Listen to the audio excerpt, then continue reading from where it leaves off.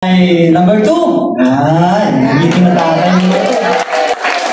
Brother Romeo. Ay, kuya. Kuya, may pamagat ng kanta. Pamagat sa laki.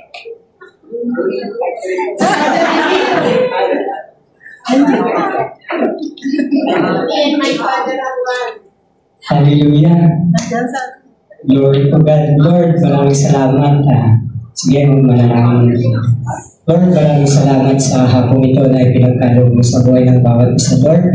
Maraming salamat sa pagkakataon, Panginoon, na sa unang pagkakataon, Panginoon, na ako ang gagamitin mo upang i-share ang iyong mga salita sa dito, Lord God, sa mismo, Lord, sa church mismo, Lord God. Thank you, Lord. Madalangin ko na pagkalooban mo ako, Panginoon, ng wisdom, knowledge, and understanding about sharing your word, Lord God. Thank you so much, Lord, na yung mga salitang nais mo lamang na maihayag ang lalabas sa aking mga bibig, Lord. Maraming salamat, Lord, na sa ilang mga ibibigay ang lahat ng papuri, pagsamba at pasasalamat sa pangalan ni Jesus. Amen.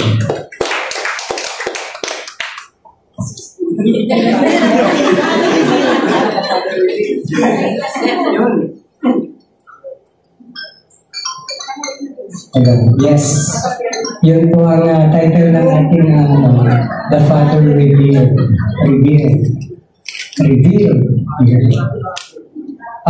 Dito po sa John 14:7-11, ipinapakita po rito ang malalim na ugnayan ng ating Panginoong Hesus sa ating Ama.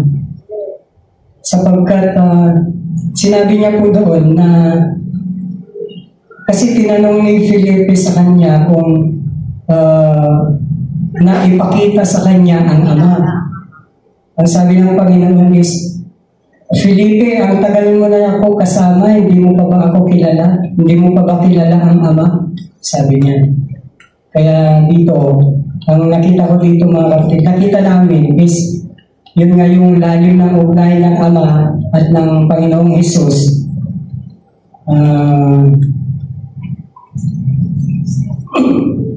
Hallelujah. Ipinaalala niya ng kanyang mga gawa sa kanyang ipinapakita niya sa kanyang mga gawa at sa kanyang mga salita. Ipinapakita niya na ang kanyang mga gawa at ang kanyang mga sinasabi ay galing sa Ama. Sapagkat sinabi niya na ang mga salitang sinasabi ko ay hindi galing sa akin, kundi galing sa Ama. Kaya yun mga kapatid, sinabi niya sa banal na kasulatan at yun, sinabi niya sa John 10:30 na ako at ang Ama ay iisa.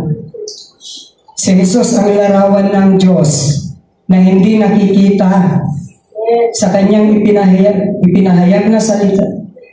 Sa kanya ipinahayag ng Ama ang kanyang likas na katangian kay Jesus. Kay Jesus na ipinahayag ang likas na katangian ng ating Diyos, Ama. Mga kapatid, hallelujah. Sa kabila ng mahabang panahon na kasama ni Jesus ang mga alagad niya,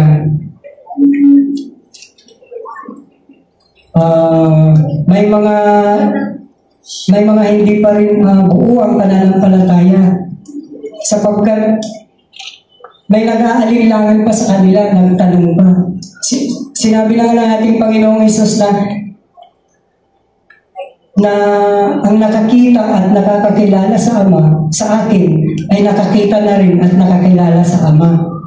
Subalit, nagtanong pa sila, ipakita mo sa amin ang Ama. Doon ay okay na kami, masasatisfy na kami. Sinabi pa nila kay Lord Jesus.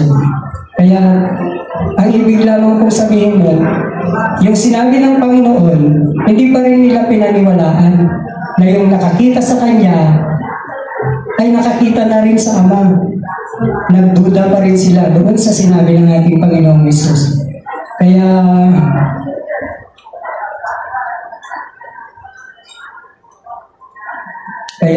kailangan mga kapatid is kapag tayo ay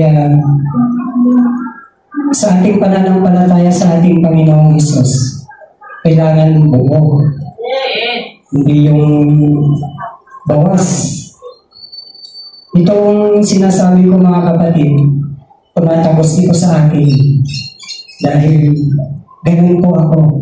Hindi po ako buo. Yung faith ko hindi pa siya buong buo. Kaya to God be all the glory na itong word na ito ay ibinigay sa atin upang sa ganun is makita ko din yung kakulangan ko through this word. Hallelujah, Jesus. Hallelujah. Maraming salamat, Panginoon.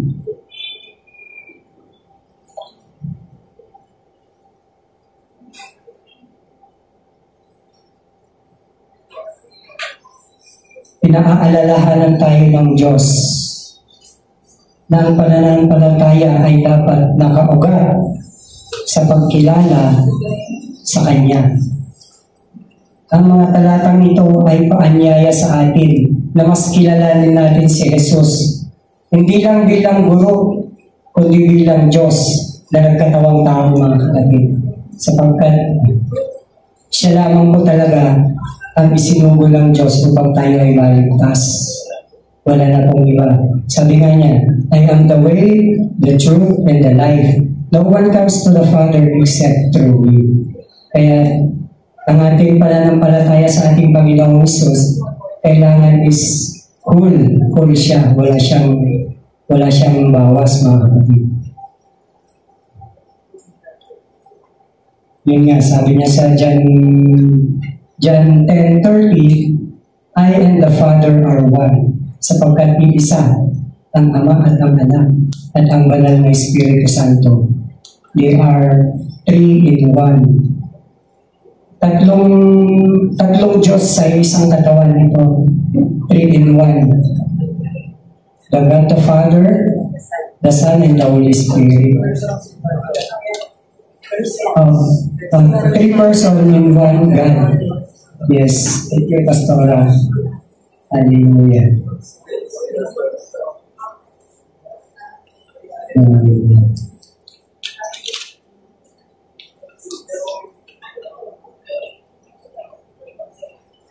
Sinabi pa sa John 14:7, doon nga sa una, kung ako ay kilala ninyo, kilala na rin ninyo ang aking Ama.